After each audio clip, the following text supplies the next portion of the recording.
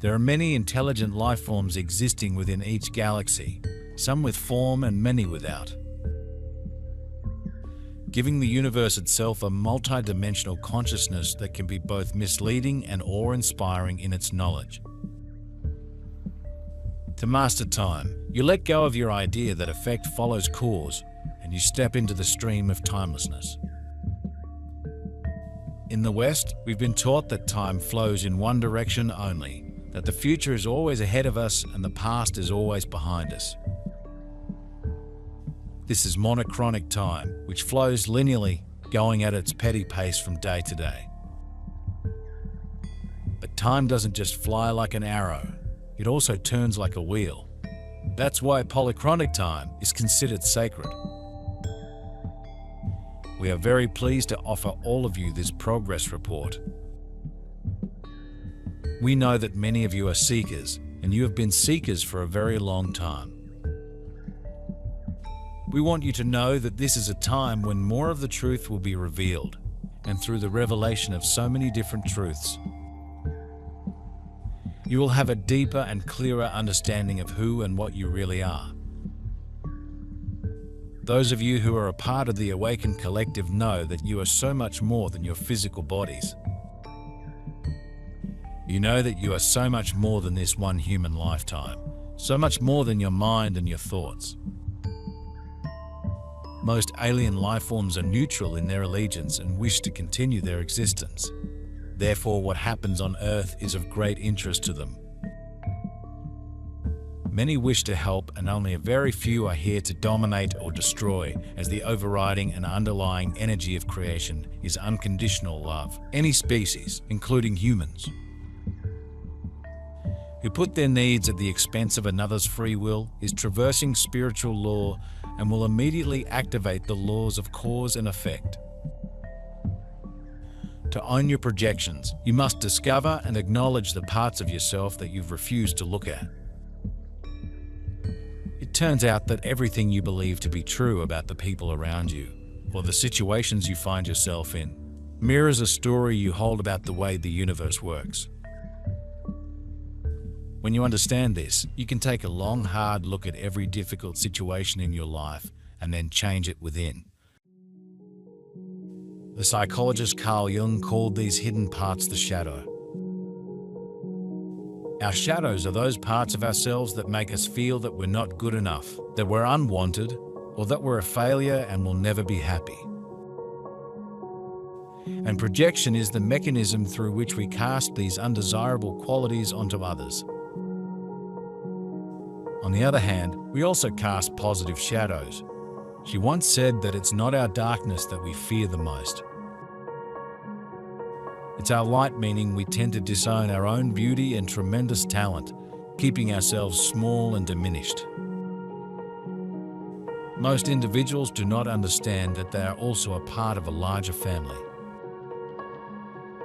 You are a part of a galactic family and a galactic community, and more evidence of that is going to be found as you continue living and evolving in this year of 2025. The more that is uncovered, the more that is revealed, the more that people will begin to speak up and say, yes, I was aware of this. I know about these truths. And when you can, as a society, change your concept of self, you can see the flowering of consciousness that would occur very naturally after more truths are revealed.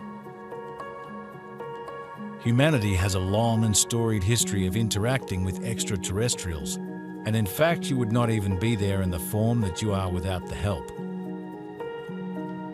That being as it may, there are many awakened souls on Earth who are experiencing intensive cosmic energy or visitations,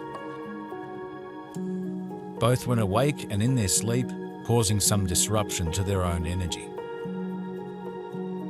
Some are receiving large amounts of information, most of which is indecipherable and of no use to them. Those who can understand the downloads are being overwhelmed and overtaken by the intenseness of the energy and the frequency of the messages. Ascension has essentially occurred, and as the energy integrates and souls make their final choices,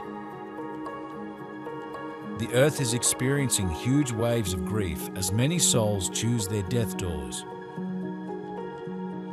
War, terror, crimes against humanity and incessant bids for domination and control by predominantly male energies is making civilized Earth an extremely challenging place to be. Nothing, we repeat, nothing is as it seems or can be taken at face value, making personal spiritual practices a must. The problem with opening one's crown to universal energy, however, is that with free will and an open heart, one can unwittingly open their energy up to more than one bargained for. That is happening to many people now. Practicing no mind requires you to break free of your thoughts and get in touch with the sage within, who is beyond thoughts. You don't have to spend hours upon hours in meditation to do this, although the practice can help anyone who wants to master it. When you become aware of how your mind foolishly jumps from thought to thought like a monkey, you can sit quietly, amused by its activity. The parade of thoughts will continue, but you won't get caught up in it. There will only be the sage. You make the switch from identifying with the chatter to becoming the sage by asking questions such as who is hurt, who is angry, and who is late to the office. What brings you home to the sage is always this: who is it that is asking the question? The minute you ask yourself this, you break the trance and the mind dissolves. Only spirit remains, because spirit is the sage. There is a missing link even in Darwinian theory, and that missing link is intervention. Now, you have already uncovered the bones of giants there on Earth, and that has gotten very little attention, very little fanfare. But the more that is revealed, the more that is uncovered, the more undeniable the truth becomes of your history. And as you awaken to that knowing of who you really are as galactic beings, it then becomes easier for you all to accept the most important truth of all, which is that you are source energy beings. When you go beyond the idea of yourselves as lowly humans who are just having a singular earthly lifetime, it becomes possible then for the mind to expand into that knowing that we are all one, and the one we all are is Source. The messages being sent from other planets, star groups, and intelligent life forms are mostly to benefit Earth and its people. The intention is good and trustworthy, but the energy is far too high for the physical body to receive without effects of great disequilibrium and disruption felt by the individual. If this is happening to you, steps must be taken to shield your energy from receiving too much energy at once. Most people astral travel in their sleep and experience dreams that seem real. At this time of universal expansion, attempts by other worlds to connect with human minds is at an all-time high. It is not necessarily a bad thing, but one must remember that alien beings of a higher intellect do not think as humans do. Not do they feel emotional attachment. Their interest is only to ensure that the integrity of the universe as an intelligent, an evolving consciousness be maintained and given the chance to achieve its fullest potential. Indigenous alchemy is made up of 4 steps: identification, differentiation, integration, and transcendence. Identification.